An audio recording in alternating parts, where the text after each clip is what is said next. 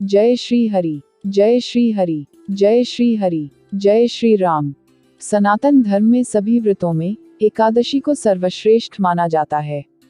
एकादशी तिथि भगवान विष्णु को समर्पित होती है। चैत्र माह की शुक्ल पक्ष की एकादशी को कामदा एकादशी कहते हैं।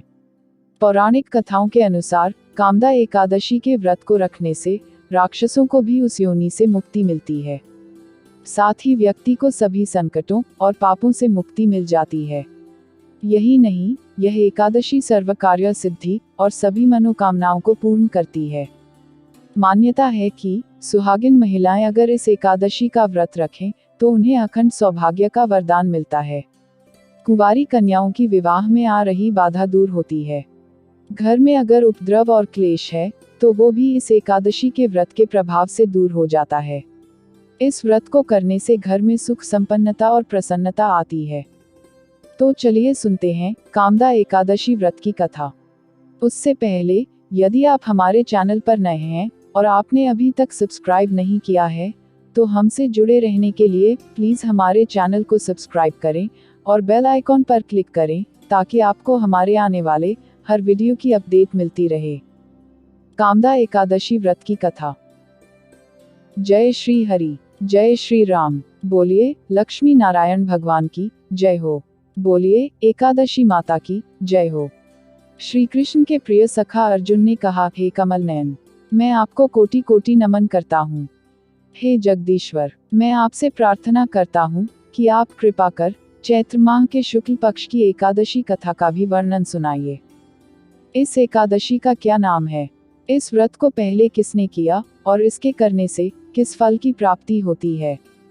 श्री कृष्ण ने कहा, हे अर्जुन, एक बार यही प्रश्न राजा दिलीप ने गुरु वशिष्ठ से किया था। वह वृतांत मैं तुम्हें सुनाता हूँ। राजा दिलीप ने गुरु वशिष्ठ से पूछा, हे गुरुदेव, चैत्र माह के शुक्ल पक्ष की एकादशी का क्या नाम है? उसमें किस देवता का पूजन होता है तथा उसका क्या विधान है? वह आप कृपा पूर्वक बताइए। मुनि वशिष्ठ ने कहा, हे राजन, चैत्र माह के शुक्ल पक्ष की एकादशी का नाम कामदा एकादशी है। यह समस्त पापों को नष्ट करने वाली है। जैसे अग्नि काष्ठ को जलाकर राख कर देती है, वैसे ही कामदा एकादशी के पुण्य के प्रभाव से समस्त पाप नष्ट हो जाते हैं और तेजस्वी पुत्र की प्राप्ति होती है। इसके उपवास से मनुष्य निकृष्ट योनि से मुक्त हो जाता है और अंततः उसे स्वर्ग की प्राप्ति होती है। अब मैं इस एकादशी का महात्म्य सुनाता हूँ, ध्यान पूर्वक श्रवण करो। प्राचीन समय में भागीपुर नामक एक नगर था, जहाँ पुंडरीक नाम का राजा राज्य करता था। राजा पुंडरीक अनेक ऐश्वर्यों से युक्त था। उसके राज्य में अनेक अप्सराएं, गंधर्व, किन्नर आदि वास करते थे। उसी नगर में ललित और ललिता नाम के गायन विद्या में पारंगत गंधर्व स्त्री पुरुष अति संपन्न घर में निवास करते हुए विहार किया करते थे। उन दोनों में इतना प्रेम था कि वे अलग हो जाने की कल्पना मात्र से ही व्यथित हो उठते थे। एक बार राजा पुंडरीक गंधर्वों सहित सभा में विराजमान थे। वहां गंधर्वों के साथ ललित भी गायन कर रहा था। उस समय उसकी प्रियतमा ललिता वहां उपस्थित नहीं थी। गायन करते करते अचानक उसे उसका ख्याल आ गया, जिसके कारण वह अशुद्ध गायन करने लगा। नागराज करकोटक ने राजा पुंडरीक से उसकी शिकायत की। इस पर राजा को भयंकर क्रोध आया और उन्होंने क्रोधवश ललित को श्राप दे दिया। अरे नीच, तू मेरे सम्मुख गायन करते हुए भी अपनी स्त्री का स्मरण कर रहा है। इससे तू नरभक्षी दैत्य बनकर अपने कर्म का फल भोग। ललित गंधर्व उसी समय राजा पुंडरीक के श्राप से एक भयंकर दैत्य में बदल गया। उसका मुख विकराल हो गया। उसके नेत्र सूर्य चंद्र के समान प्रदीप्त होने लगे। मुंह से आग की भयंकर ज्वालाएं निकलने लगी। उसकी नाक पर्वत की कंदरा के समान विशाल हो गई और गर्दन पहाड़ के समान दिखाई देने लगी। उसकी भुजाएं 2-2 योजन लंबी हो गईं। इस प्रकार उसका शरीर 8 योजन का हो गया। इस तरह राक्षस बन जाने पर वह अनेक दुख भोगने लगा।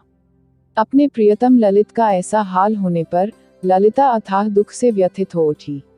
वह अपने पति के उद्धार के लिए विचार करने लगी कि मैं कहाँ जाऊं और क्या करूं, किस जतन से अपने पति को इस नरक तुल्य कष्ट से मुक्त कराऊं। राक्षस बना ललित घोर वनों में रहते हुए अनेक प्रकार के पाप करने लगा। उसकी स्त्री ललिता भी उसके पीछे पीछे जाती और उसकी हालत देखकर विलाप करने लगती। एक बार वह अपने पति के पीछे पीछे चलते हुए विंध्याचल पर्वत पर पहुंच गई। उस स्थान पर उसने श्रृंगी मुनि का आश्रम देखा। ललिता शीघ्र ही श्रृंगी ऋषि के आश्रम में गई और मुनि के सामने पहुंचकर दंडवत प्रणाम किया और विनीत भाव से प्रार्थना करने लगी। उसे देखकर श्रृंगी ऋषि बोले, हे सुभगे, तुम कौन हो और यहाँ किस लिए आए हो? ललिता बोली, हे महर्षि, मैं वीरधन्वा नामक गंधर्व की पुत्री ललिता हूँ। मेरा पति राजा पुंडरीक के श्राप से एक भयंकर दैत्य बन गया है। उससे मुझे अपार दुख हो रहा है। अपने पति के कष्ट के कारण मैं बहुत दुखी हूँ। हे मुनिश्रेष्ठ, कृपा करके आप उसे राक्षस योनि से मुक्ति का कोई उत्तम उपाय बताएं। समस्त वृतांत सुनकर मुनि श्रृंगी ने कहा, हे पुत्री, चैत्र माह के शुक्ल पक्ष की एकादशी का नाम कामदा एकादशी है। उसके व्रत करने से प्राणी के सभी मनोरथ शीघ्र ही पूर्ण हो जाते हैं। यदि तू उसके व्रत के पुण्य को अपने पति को देगी तो वह सहज ही राक्षस योनि से मुक्त हो जाएगा और राजा का शाप शांत हो जाएगा।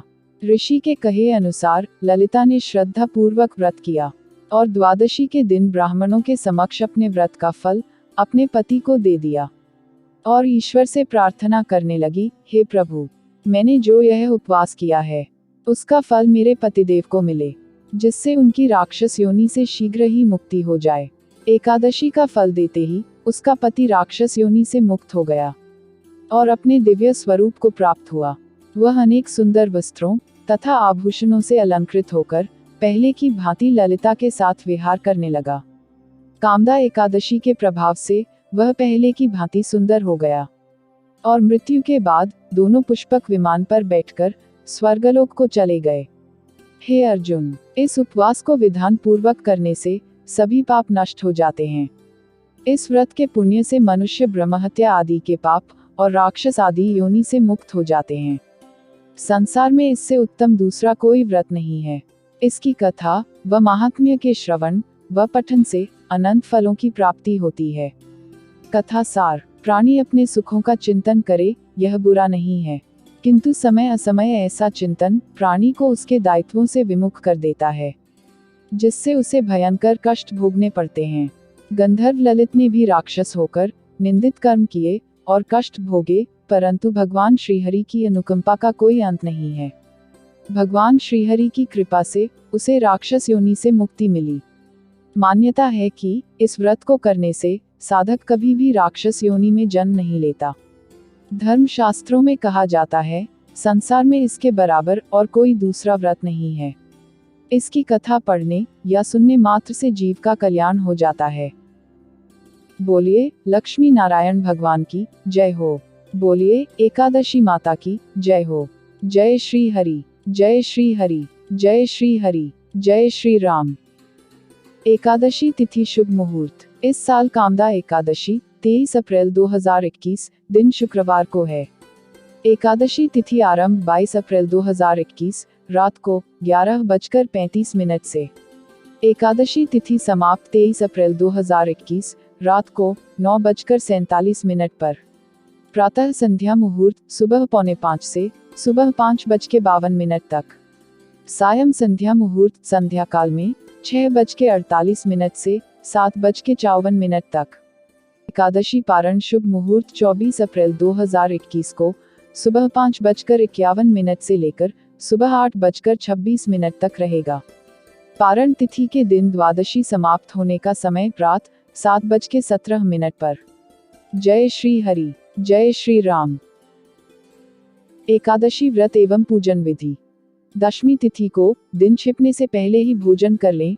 रात्रि में भोजन न करें ताकि एकादशी के दिन आपके पेट में भोजन का अंश न रहे, और ब्रह्मचर्य का पालन करें।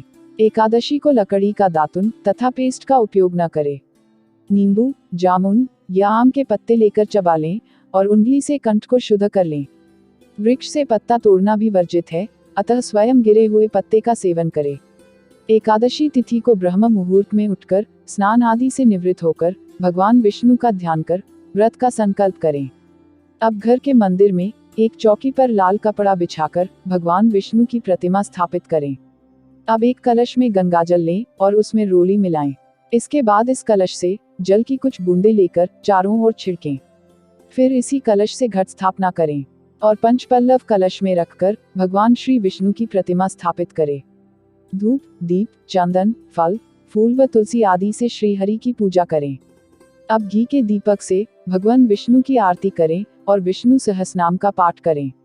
उपवास के साथ साथ भगवान कथा का पाठ व श्रवण करें। रात्रि में श्रीहरि के नाम का ही भजन कीर्तन करते हुए जागरण करें और भगवान श्रीहरि के नामों का जाप करते रहें। जो एकादशी की रात में भगवान विष्णु के आगे वैष्णव भक्तों के समीप गीता और विष्णु सहस्रनाम का पाठ करता है, वह उस परम धाम में जाता है जहां साक्षात भगवान नारायण विराजमान हैं। दूसरे दिन द्वादशी तिथि पर सुबह पूजन करने के बाद ब्राह्मण या किसी जरूरतमंद को भोजन कराएं। उन्हें दान दक्षिणा देकर विदा करें और पारण काल में स्वयं भी व्रत का पारण करें। जय श्री हरि, जय श्री राम। बोलिए एकादशी माता की जय हो। बोलिए लक्ष्मी नारायण भगवान की जय हो। एकादशी व्रत का पारण द्वादशी तिथि समाप्त होने से पहले करना अति आवश्यक है। यदि द्वादशी तिथि सूर्योदय से पहले समाप्त हो गई हो तो एकादशी व्रत का पारण सूर्योदय के बाद ही होता है। द्वादशी तिथि के भीतर पारण न करना पाप करने के समान होता है। एकादशी व्रत का पारण हरिवासर के दौरान भी नहीं करना चाहिए।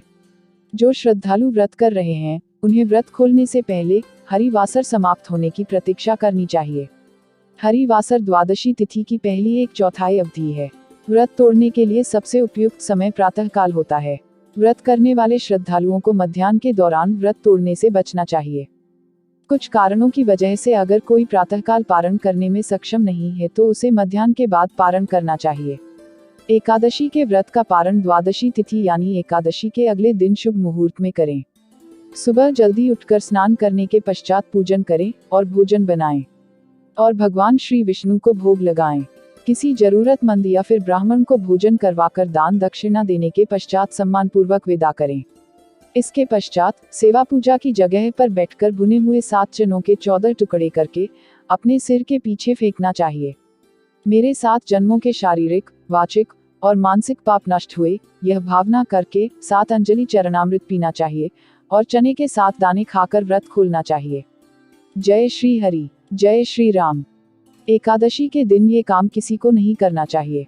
कौन से ऐसे कार्य हैं जिनको एकादशी के दिन करने की मनाही होती है? तुलसी का पत्ता ना तोड़े। एकादशी तिथि के दिन तुलसी का पत्ता नहीं तोड़ना चाहिए। इस दिन तुलसी के पौधे के नीचे दीप जलाना चाहिए। एकादशी तिथि को अगर आप माता तुलसी को सुहाग का सारा सामान भेंट करके फिर इसे किसी जरूरतमंद को दे दे तो आपको खासा लाभ होगा। चावल सी बनी चीजें ना खाएं। एकादशी के दिन किसी को भी चावल नहीं खाने चाहिए और न ही किसी को चावल दान करने चाहिए। अगर आपके द्वार पर कोई याचक आता है तो इस दिन चावल छोड़कर अन्य चीजों का दान कर सकते हैं। दिन में न सोएं। एकादशी तिथि के दिन में सोना शास्त्रों में वर्जित माना गया है। यह दिन बहुत ही पवित्र माना गया है और इसे आप बिना वजह सोने में न व्यर्थ करें। इस दिन सुबह उठकर ईश्वर की भक्ति करें और भगवान विष्णु के मंत्रों का जप करें। अगर आप व्रत नहीं भी रखते हैं तो भी श्रीहरि का जप जरूर करें। न करें इनका अपमान। एकादशी के दिन मन को शांत रखें और भूले से भी पिता और गुरुजनों का अनादर न करें। हिंदू धर्म में एकादशी को पवित्र दिन माना जाता है। मान्यता है कि इस दिन घर में शांति और सद्भाव बनाए रखने से माँ लक्ष्मी प्रसन्न होती हैं। न खाएं ये चीजें। एकादशी के दिन मसूर, उड़द, चने, गोभी, गाजर, शलजम, पालक का साग इत्यादि सेवन नहीं करना चाहिए। इस दिन आपके बुरे कामों से भी दूरी रखनी चाहिए। जुआ, निद्रा, पान, पराई निंदा, चुगली, चोरी, हिंसा, मैथुन, क्रोध तथा झूठ, कपट आदि अन्य कुकर्मों से दूर रहना चाहिए। झाड़ू न लगाएं। एकादशी के दिन घर में झाड़ू न लगाएं। इससे चींटी आदि सूक्ष्म जीवों की मृत्यु का भय रहता है। इस दिन बाल न कटाएं। मधुर बोलें, अधिक न बोलें। अधिक बोलने से न बोलने योग्य वचन भी निकल जाते हैं। सत्य भाषण करना चाहिए। बोलिए एकादशी माता की जय हो। बोलिए लक्ष्मी नारायण भगवान की जय हो। जय श्री हरि, जय श्री हरि, जय श्री हरि, जय श्री राम।